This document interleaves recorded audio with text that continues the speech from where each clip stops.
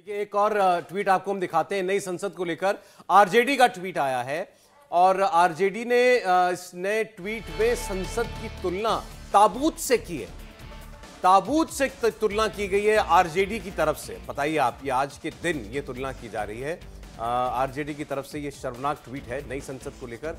RJD ने अभी tweet किया है और ये आरजेडी के ताबूत से जो है इसकी तुलना की गई है। जी, अच्छा, मैं पूरा ट्वीट पढ़ने की कोशिश करता हूं। सौरभ जी, कायदे से इस संसद का उद्घाटन जो है वो आरजेडी चाहती थी कि लालू प्रसाद यादव करें, जेल से, जो जेल से, ताकि वो अगले क्राइम का अड्डा बन सके। देखिए किया क्या है आरजेडी के ऑफिशियल हैंडल से इसको ट्वीट किया गया है। और जो संसद का जो चित्र है जिसमें नई और पुरानी संसद दोनों दिखाई देती है, अगर आप ऊपर से उसको तस्वीर को लें, अगर ड्रोन से उस तस्वीर को देखें, तो अगर नई संसद के आपके पीछे से वो शॉट लिया जाएगा तो वो तस्वीर को उसकी तुलना जो है कॉफिन के साथ की गई है कि वो जो शेप बनती है कॉफिन के जैसी बनती है, ताबूत के जैसी बनती है। और वो दोनों तस्वीरें डाल करके लिखा गया है ये क्या है। एक तरफ नई और पुरानी संसद की तस्वीर और बगल में एक ताबूत। एक टिप्पणी मैं कर देता हूं, एक टिप्पणी कर देता हूं मैं। मुझे इन लोगों का ट्वीट देख देख के सचमुच आज गुस्सा थोड़ा आ रहा है। आमतौर पे ये होता नहीं है। जिसको ताबूत दिख रहा है उसका वो हश्र होगा, जिसको ये शानदार संसद दिख रही है, आधुनिक भारत का ये मंदिर बनता हुआ दिख रहा है, उसका वो हश्र होगा। ये तय रहा। त्रिपाठी जी, आपने जो बात कही इस बात में बड़ी दम है, क्योंकि मनुष्य जिस चीज का आवाहन करता है उसे वही प्राप्त होता है। तो इनकी स्मृति में इनको अब ये संसद और ये लोकतंत्र अपना ताबूत दिखाई दे रहा है। इनको लगता है हमारी जो क्रिमिनल एक्टिविटीज हैं उनके लिए ये ताबूत साबित हो सकता है। आप नहीं आ रहे हैं, आपने बॉयकॉट किया, बहिष्कार किया, आपकी राजनीतिक वजह जो भी है, आप नहीं आ रहे हैं वो ठीक है, लेकिन इसी पार्लियामेंट में आपको आकर बैठना है। एक भी पॉलिटिकल पार्टी ने ये तो नहीं कहा कि हम इस पार्लियामेंट हाउस में जाकर बैठेंगे नहीं, हम किसी सत्र का हिस्सा नहीं बनेंगे। मैं अलग सवाल करता हूं, यदि आपकी हैसियत है और यदि आप में राजनीतिक हिम्मत है तो आप कहिए कि हम इस संसद में नहीं बैठेंगे, हम इस संसद में आकर के नहीं बैठेंगे। जब कोई भी जीत करके आए हम अलग संसद में जाकर के बैठेंगे। आपको कहने की है हिम्मत? कैसे कह सकते हैं भाई, ऐसा संभव कैसे है?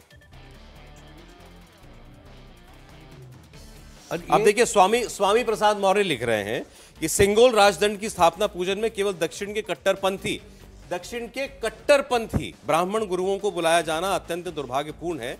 भाजपा सरकार के यदि पंथ निरपेक्ष संप्रभु राष्ट्र भारत में विश्वास होता तो देश के सभी धर्म गुरुओं यथा बौद्ध धर्माचार्य, जैन आचार्य, गुरु ग्रंथी साहब, मुस्लिम धर्मगुरु, ईसाई धर्मगुरु आदि सभी को आमंत्रित किया जाना चाहिए था। ऐसा ना करके भाजपा अपनी दूषित मानसिकता और घृणित सोच को दर्शा रही है। यद्यपि भाजपा सरकार सिंगोल राजदंड की स्थापना करके राजतंत्र के रास्ते पर जा रही है। जो बात हम लगातार कह रहे हैं, हाँ। विपक्ष यही बात कह रहा है कि आप सिंगोल को लगा दिया, मतलब प्रजातंत्र से आप राजतंत्र की ओर ले जा रहे हैं। दक्षिण के ब्राह्मण धर्म गुरुओं को बुलाकर ब्राह्मणवाद को स्थापित करने का भी कुत्सित प्रयास किया जा रहा है। देखिए, छठे क्लास के विद्यार्थी से आप क्वांटम फिजिक्स के बारे में पूछेंगे तो आप क्या कहेंगे?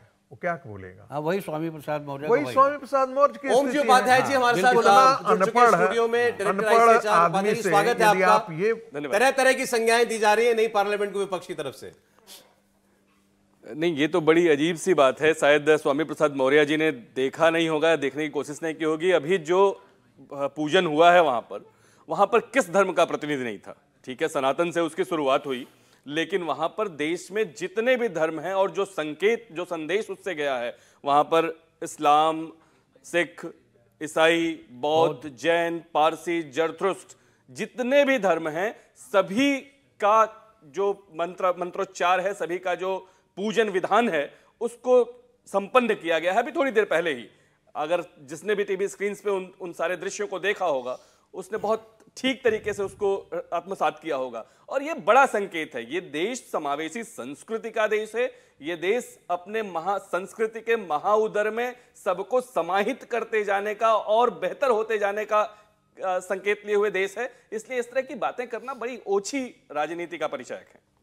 अच्छा, एक बात और कि जब ये लोग इतनी ओछी राजनीति कर रहे हैं तो अगर हम इनके हाथ में सत्ता सौंप दें तो ये राष्ट्र को कहाँ लेके चले जाएंगे? न कुछ पढ़ते हैं न लिखते हैं। इनको उस मठ के बारे में ये नहीं मालूम कि वो शैविकी मठ है, जहाँ जो ब्राह्मण डोमिनेटेड नहीं है, वहाँ पे ब्राह्मण क्षत्रिय वैश्य शूद्र कोई भेद नहीं है। अब स्वामी प्रसाद जी को पता ही नहीं इसके बारे में, बयान दे रहे हैं। मतलब मुश्किल ये है कि हम उन लोगों को बयान देने की अनुमति देते हैं। सौरभ, अगर आप अनुमति दें तो थिरुवद्दुराई मठ, जिसकी अभी महाराज जी चर्चा कर रहे हैं, आचार्य जी, थिरुवद्दुराई मठ शैव मठ है और ये पहले से कह देना कि कट्टरपंथी ब्राह्मणों को बुला के ये कराया, ये इतना प्रेजुडिस होना, इतना पूर्वाग्रही होना एक अलग तरह का संकेत देता है। इतना पूर्वाग्रही नहीं होना चाहिए। राजतंत्र और कट्टर ब्राह्मणवाद को स्थापित करने का कुत्सित प्रयास। आपने मंत्रोच्चार में देखा होगा कि ये जो नॉर्थ और साउथ, आर्यन और द्रविडियन का जो ये डिवाइड किया जाता था, मंत्रोच्चार से कहीं आपको लगा? भगवान योगेश्वर श्री कृष्ण तो जो हैं वो तो सबके हैं, नॉर्थ के भी हैं, साउथ के भी हैं।